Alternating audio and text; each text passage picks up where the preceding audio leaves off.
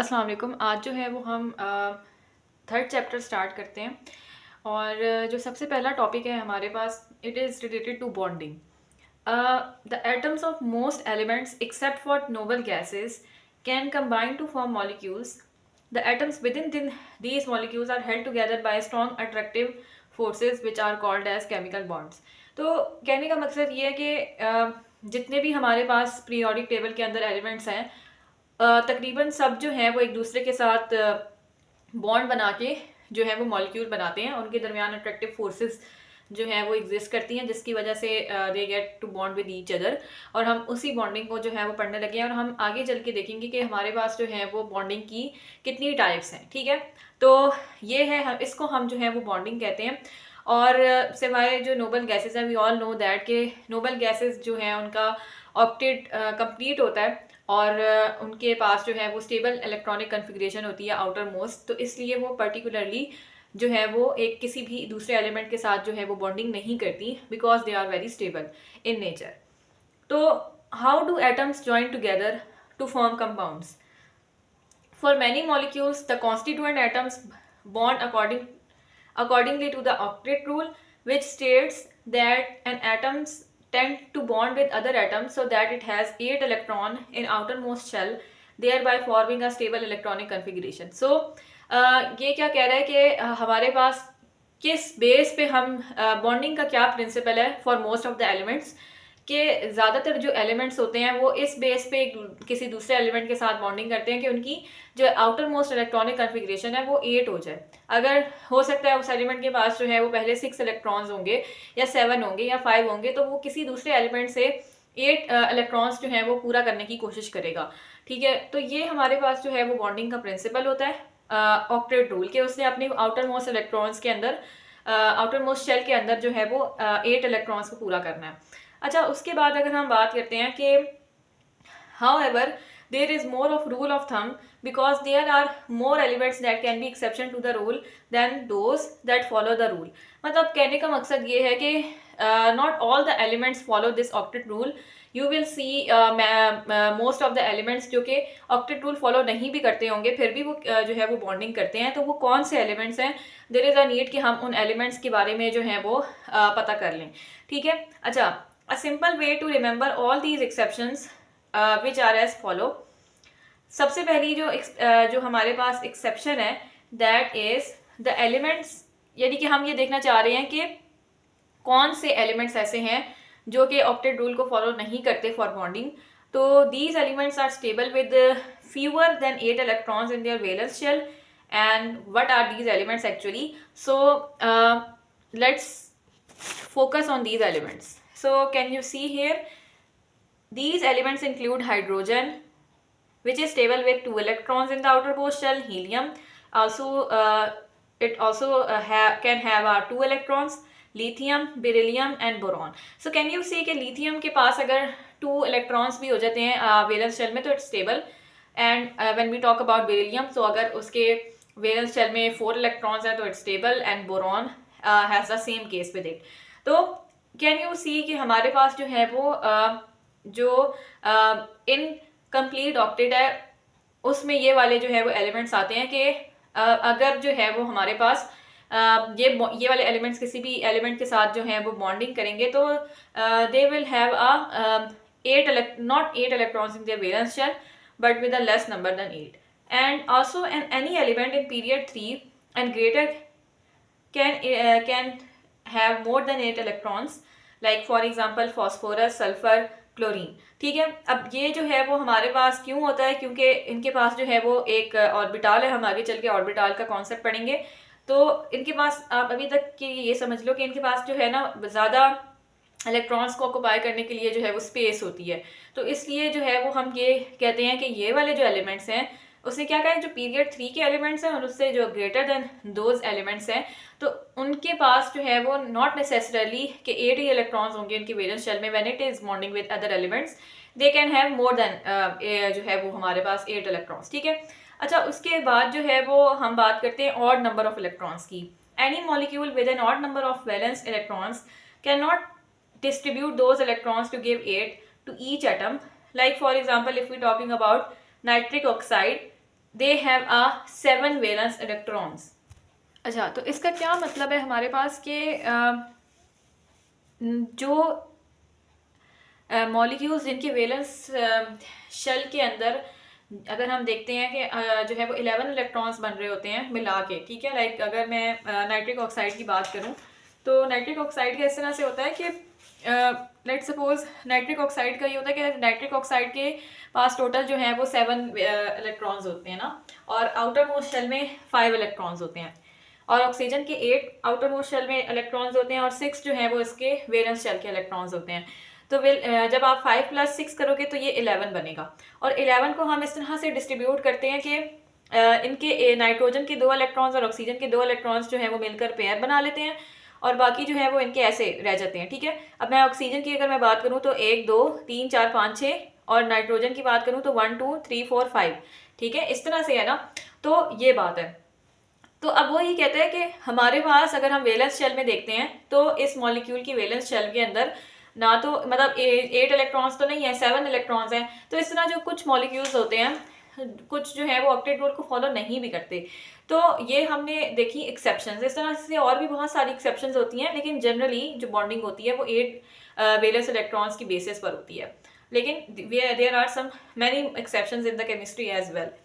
उसके बाद हम जो है वो बात करेंगे मेनली 2 तरह की बॉन्डिंग के बारे में, एक कोवलेंट बॉन्ड और एक दूसरा आयनिक बॉन्ड, ठीक है। अच्छा, अगर हम कोवलेंट बॉन्ड की बात करते हैं ना, तो कोवलेंट बॉन्ड जो है वो मैंने पीछे भी आपको पिछले लेक्चर में भी बताया था कि कोवलेंट बॉन्ड तब बनता है कि जब इलेक्ट्रॉन पेयर जो है ना वो 2 एलिमेंट्स जो है वो शेयर कर रहे होते हैं। अब जैसे यहाँ पर आप देखो तो ये जो इलेक्ट्रॉन पेयर था, ये इलेक्ट्रॉन पेयर है एक, ठीक है। अब ये ऑक्सीजन भी शेयर कर रहा है, नाइट्रोजन भी शेयर कर रहा है इस इलेक्ट्रॉन पेयर को। इसी तरह ये दूसरा इलेक्ट्रॉन पेयर है, ये भी दोनों इलेक्ट्रॉन्स एलिमेंट्स जो है एक दूसरे के साथ शेयर कर रहे हैं। ऐसा नहीं है कि ये का पूरा इलेक्ट्रॉन पेयर ऑक्सीजन के पास कंप्लीटली तौर पे हो, और ऐसा भी नहीं है कि ये इलेक्ट्रॉन पेयर कंप्लीटली तौर पे नाइट्रोजन के पास है, बल्कि इनके दरमियान जो है वो एक शेयरिंग के थ्रू बॉन्डिंग हुई हुई है।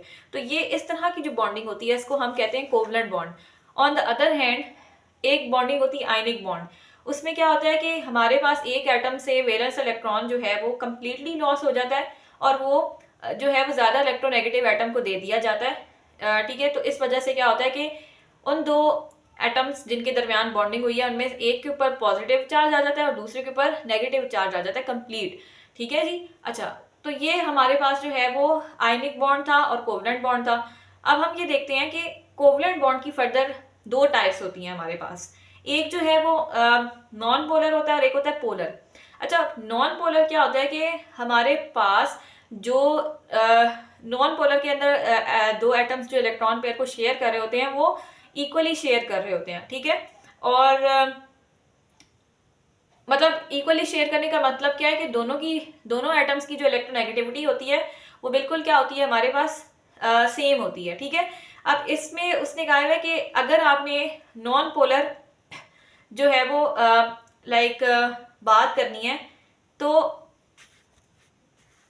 कैसे, अच्छा हम कैसे डिसाइड करते हैं कि 2 एटम्स के दरमियान जो कोवलेंट बॉन्ड है वो नॉन पोलर है।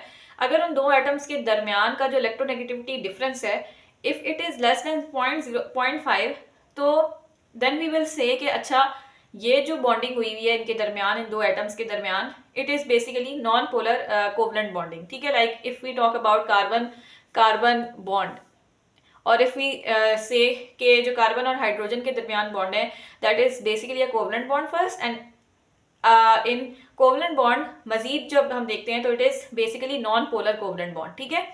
क्यों? क्योंकि अगर हम कार्बन और कार्बन की इलेक्ट्रोनेगेटिविटी की तो डिफरेंस वैल्यू होगी नहीं, दोनों की सेम ही होगी, तो इनमें तो इलेक्ट्रोनेगेटिविटी का डिफरेंस ही नहीं है। लेकिन अगर मैं जो हूँ वो बात करूँ कार्बन या हाइड्रोजन की बॉन्डिंग के दरमियान, तो उनके दरमियान का जो इलेक्ट्रोनेगेटिविटी डिफरेंस है इट्स बेसिकली लेस देन 0.5 ना, तो इसलिए जो है वो हमारे पास इनके दरमियान जो बॉन्डिंग है that will be called as non polar covalent bonding.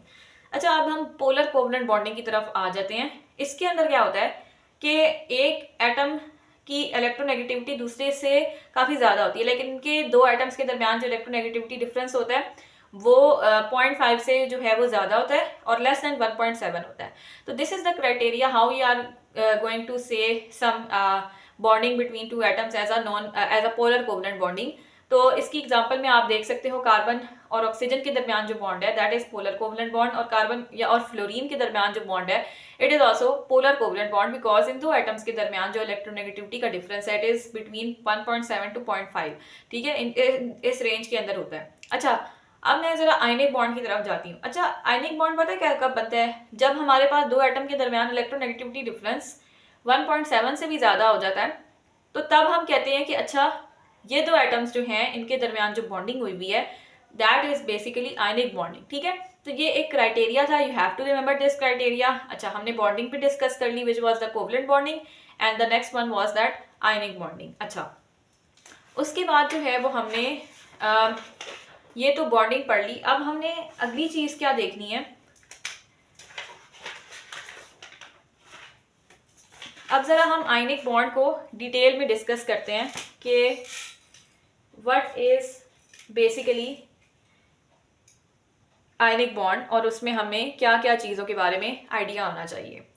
Okay, so ionic bonds form between atoms that have significantly different electronegativities, जैसे we have discussed before that if electronegativity difference between two atoms is greater than 1.7, then we consider that the bond existing between those two atoms will be ionic bond. So an ion is charged particle resulting from the fact that number of protons is not equal to number of electrons. It means कि अगर हमारे पास जो है वो इसमें जो है ना आयनिक बॉन्ड में जब दो एटम्स के दरमियान बॉन्डिंग बनती है ना, तो उसमें एक जो है वो कैटाइन जो है वो कहलाता है, और दूसरा जो है वो इसको हम एनाइन कहते हैं। कैटाइन वो होता है कि जिसके अंदर प्रोटॉन की वैल्यू इलेक्ट्रॉन की वैल्यू से ज़्यादा हो। Like for example let's say हम जो है इसकी बड़ी मज़े की एग्जांपल अगर मैं ले लेती हूँ, तो लेट्स से मैं लिथियम की एग्जांपल लेती हूँ।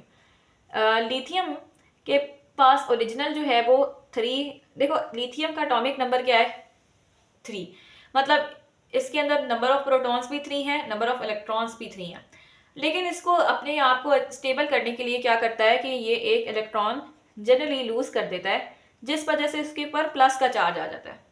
अच्छा, अब इसके अंदर ये प्लस का चार्ज आया, इसने एक इलेक्ट्रॉन लूज किया था, तो पहले अगर इसके पास 3 इलेक्ट्रॉन्स थे तो अब इसके पास कितने इलेक्ट्रॉन्स होंगे 2, मगर प्रोटॉन तो 3 ही रहेंगे, इलेक्ट्रॉन लूज किया, प्रोटॉन तो लूज नहीं किया। तो वो यही कह रहा है कि अगर कोई भी जो है वो हमारे पास आयन कैटाइन होता है तो उसके अंदर प्रोटॉन की जो वैल्यू होती है वो इलेक्ट्रॉन की वैल्यू से ज़्यादा होती है।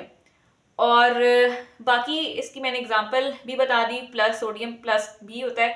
अब एनाइन में क्या होता है, अब मैं एनाइन की एग्जांपल जो है वो क्लोरीन को ही ले लेती हूँ कि क्लोरीन के पास जो है वो वैलेंस इलेक्ट्रॉन के वैलेंस अगर मैं बात करूँ क्लोरीन की, तो क्लोरीन का जो हमारे पास जो है वो एटॉमिक नंबर होता है इट इज़ बेसिकली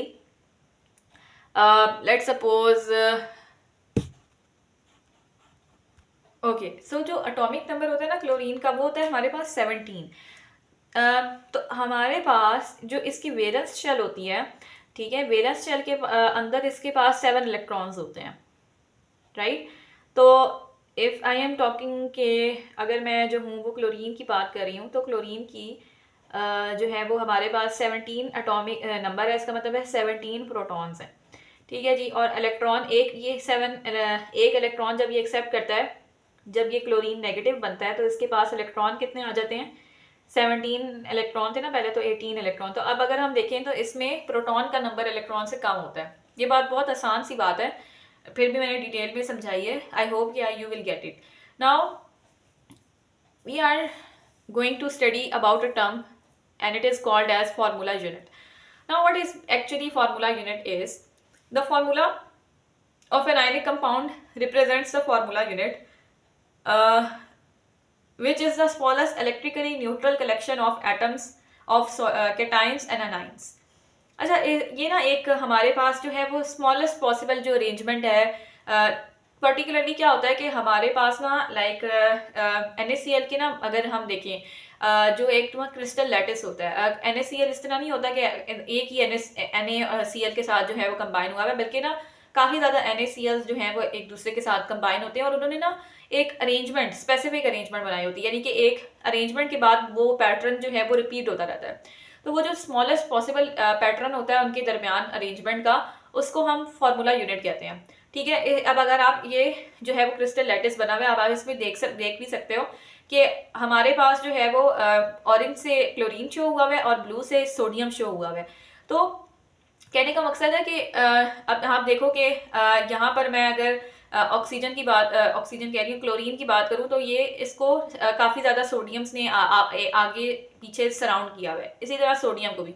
तो हर जो हमारे पास आयनिक कंपाउंड होता है उसमें एक स्मॉलेस्ट पॉसिबल अरेंजमेंट होती है और वो अरेंजमेंट हर जो है वो रिपीट होती रहती है। ठीक है, तो इसमें भी जो है वो ये अरेंजमेंट बार बार रिपीट हुई हुई है, इसको हम क्या कहते हैं, क्रिस्टल लैटिस कहते हैं, या हम इसको जो है वो फार्मूला यूनिट कहेंगे। ठीक है जी।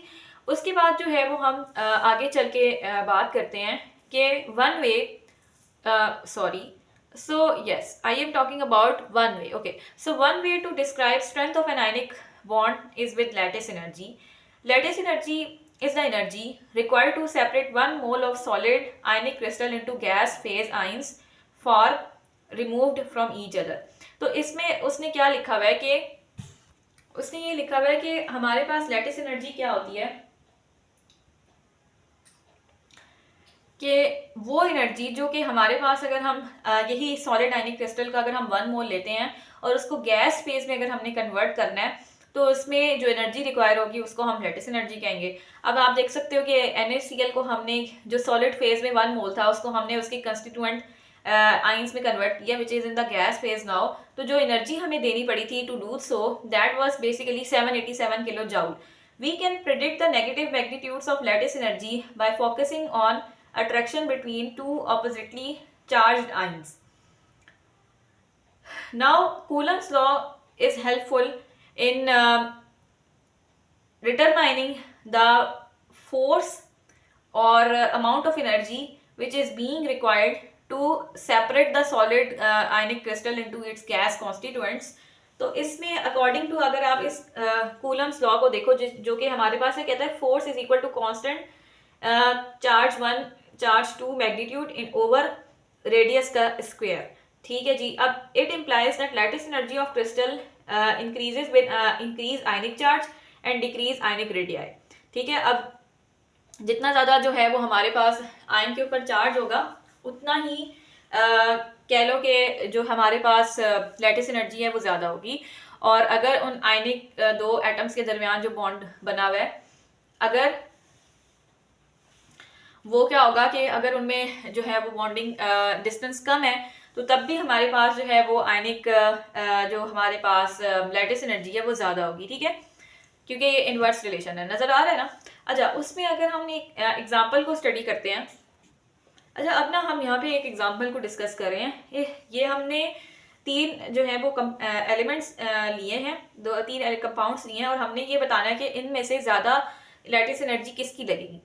तो हम सबसे पहले क्या देखते हैं कि place the following compounds in the order of decreasing lattice energy. ठीक है जी। अच्छा, इसमें हमारे पास जो है वो हम जो है वो सबसे पहले चार्ज के ऊपर बात करते हैं। ठीक है, अब यहाँ पर आप देखो कि जो लिथियम है, लिथियम के ऊपर प्लस का चार्ज +1 का है, सोडियम के ऊपर भी +1 का चार्ज, और मैग्नीशियम के ऊपर आप यहाँ पे देखो कि हमारे पास लिथियम पे +1 का चार्ज है, सोडियम पे भी +1 का चार्ज है, और जो हमारे पास मैग्नीशियम है उस पर +2 का चार्ज है। इसका मतलब कि लैटिस एनर्जी जो है वो इन 3 में से MgBr2 की ज़्यादा है। अच्छा, उसके बाद ये तो हमने जो है वो कर लिया जज कि इन 3 में से MgBr2 की ज़्यादा है। ठीक है, on the basis of charge. लेकिन इन दोनों के तो चार्ज सेम है, तो इनमें किसका जो है वो हमारे पास लैटिस एनर्जी ज़्यादा होगी। अब हम जो है वो आयनिक रेडियाई के ऊपर बात करेंगे। आयनिक रेडियाई में हम क्या देखेंगे कि जो LiCl के दरमियान अगर आप देखो डिस्टेंस, और ये हम जो है वो बेसिकली कैसे जज करेंगे, हम सिंपल क्लोरीन की हम बात कर लेते हैं। अच्छा, इसमें हम ना लिथियम का जो है वो साइज देखते हैं और सोडियम का साइज देखते हैं। ठीक है, अब आपको पता है कि सोडियम का जो हमारे पास आयनिक रेडियाई है वो ज़्यादा है और लिथियम का कम है। तो जिसका अब सोडियम का चूंकि आयनिक रेडियाई ज़्यादा है, इसका मतलब है कि इसकी लैटिस एनर्जी कम होगी। यानी कि लेटेस्ट एनर्जी इन दोनों में ज़्यादा LiCl की है, तो हमारे पास जो ऑर्डर बनेगा लेटेस्ट एनर्जी का वो MgBr2 का ज़्यादा से ज़्यादा होगा, फिर LiCl का होगा, फिर NaCl का होगा। बात समझ आ रही है कि हमारे पास हमें कूलम्स लॉ ये बताता है कि हम कैसे पता करेंगे कि किस जो है वो कंपाउंड की लेटेस्ट एनर्जी ज़्यादा है। ठीक है, लेटेस्ट एनर्जी मैं आपको पहले ही बता चुकी हूँ कि अगर हमें 1 मोल सॉलिड को गैस फेज में कन्वर्ट करना है तो हमें कितनी एनर्जी देनी पड़ेगी। तो ये एनर्जी जो है वो चार्ज पे और रेडियस पे डिपेंड करती है। पहले हम चार्ज को देख लेते हैं। हमने पहले देखा कि इन तीनों में सबसे ज़्यादा चार्ज MgBr2 का था, तो इसकी हमने पहले कहा कि इसकी सबसे ज़्यादा लेटेस्ट एनर्जी है। फिर हमने इन दोनों में से जो है वो जज करना था कि किसकी लेटेस्ट एनर्जी ज़्यादा होगी, तो हमने साइज को देखा। हमारे पास जो लिथियम है उसका साइज कम होता है। साइज अगर इसका जो है वो कम है तो इसकी लेटेस्ट एनर्जी ऑब्वियसली ऑटोमेटिकली जो है वो ज़्यादा हो जाएगी। तो इट वॉज वेरी ईजी, कोई मुश्किल नहीं थी। अब हम जो है वो आगे चलते हैं। अच्छा, उसके बाद हमने जो है वो आगे क्या पढ़ना है, एक और एग्जांपल लेते हैं। Based upon based upon consideration of lattice energies, which compound is expected to have higher melting point, NaCl or NaBr? See, the thing is, it's very obvious, it's common sense that if the atom is having a greater lattice energy, then obviously its melting or boiling point will be also higher. Because melting and boiling point, you all know that कि हमें अगर एक चीज़ को ज़्यादा energy देनी पड़ी है to break it into its gas phase, तो obviously that element or that compound will automatically have a greater melting or boiling point. So they are asking between NaCl and NaBr. So you will tell me ke who will be the winner of that, of this, that NaCl will have a greater melting point or NaBr. तो we will simply जो है वो check करेंगे उसके charges को, उसके radii को। सो देखो, चार्जेस दोनों के बिल्कुल सेम है, there is nothing wrong with the charges, they have a same charges. So we will judge on the basis of radii. So we all know that कि Br का radii जो है वो ज़्यादा है, it means कि इसकी जो lattice energy है it will be less. So our answer, final answer will be कि हमारे पास NaCl की मेल्टिंग पॉइंट जो है वो NaBr से ज़्यादा होगा, क्योंकि NaCl की लेटेस्ट एनर्जी NaBr से ज़्यादा है, क्योंकि NaCl की जो Cl है उसका जो एटॉमिक रेडियाई है वो Br से कम होता है। If atomic radii, ionic radii is less, तो उसकी लेटेस्ट एनर्जी जो है वो ज़्यादा ऑटोमेटिकली हो जाती है। Now we have already discussed about the ionic bonding and in it we have discussed about the formula unit. We have also talk about lattice energy, and we have discussed the examples regarding the lattice energy, which was very easy. And now we are heading towards our next bonding type, which is covalent bonding. So when we talk about covalent bonding, we already have discussed that what actual covalent bonding is. Now there are certain things in covalent bonding, like it's, first of all we will talk about the number of covalent bonds. Like if two atoms are making a bond between them, so it's not necessarily always true that there will be only one bond existing between those atoms. It's not true in any case, in every case. Rather, it can have more than one bond between them. Like there can be 2 bonds between them, there can be 3 bonds between them.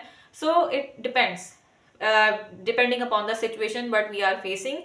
So when we talk about that, if there is one bonding between the 2 atoms, or 2 bonds between 2 atoms, or 3 bonds between 2 atoms, so they will have different properties then. Like अगर आपके पास, हम ये कह रहे हैं ना कि जो हमारे पास अगर 2 एटम्स एक सिंगल बॉन्ड के साथ प्रेजेंट कर रहे हैं, और वही एटम अगर 2 बॉन्ड्स के साथ प्रेजेंट करता है, तो फिर जो उनकी प्रॉपर्टीज होंगी जो कि हम अभी पढ़ने लगे हैं वो डिफर कर जाएंगी। ठीक है जी। अच्छा, अब लाइक फॉर एग्जांपल मैं जो हूँ वो पहली प्रॉपर्टी को डिस्कस करने लगी हूँ, which is actually bond length.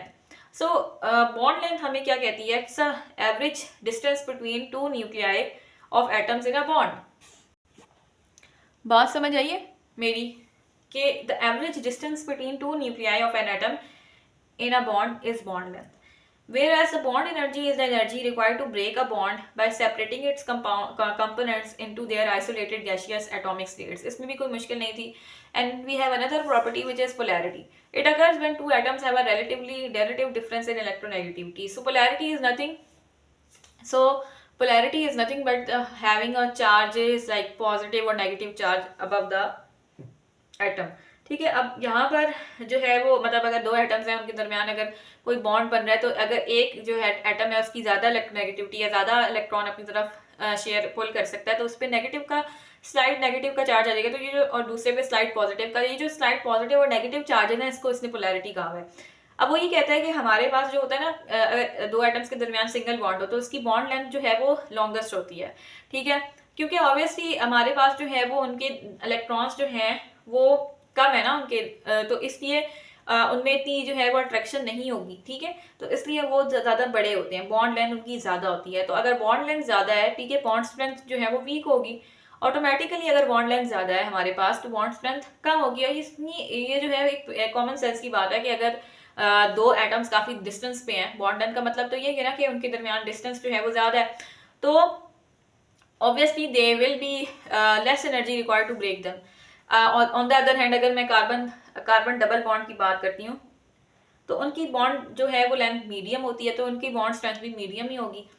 जबकि हम थ्री बॉन्डिंग की तरफ जब जाते हैं, अगर थ्री बॉन्ड्स हैं हमारे पास, तो तब क्या होगा कि उनकी जो बॉन्ड लेंथ होगी वो शॉर्टेस्ट होती है क्योंकि ज़्यादा हमारे पास इलेक्ट्रॉन्स होते हैं तो वो ज़्यादा इलेक्ट्रॉन्स जो हैं वो बड़े करीब होते हैं. ठीक है, तो ये जो रीज़न है तो इनकी बॉन्ड लेंथ अगर शॉर्टेस्ट है मतलब बहुत करीब है इनकी जो है वो रेडियाई न्यूक्लियाई, तो हमारे पास जो है वो उनकी बॉन्ड स्ट्रेंथ काफ़ी ज़्यादा स्ट्रांग होगी क्योंकि करीब है तो उनको ब्रेक करने के लिए काफ़ी ज़्यादा एनर्जी जो है वो हमें रिक्वायर होगी. ओके, तो इस लेक्चर में हमने जो है वो क्या क्या बात पढ़ी है. हमने बॉन्डिंग के बारे में बात की, हमने जो है वो कोवलेंट बॉन्ड की बात की, हमने आयनिक बॉन्ड की बात की है. ठीक है, नेक्स्ट लेक्चर में हम थर्ड चैप्टर को ही कंटिन्यू करेंगे in which we will talk about cleavage structure and how to draw a Lewis structure, the examples of Lewis structure and a lot more about it. So stay tuned.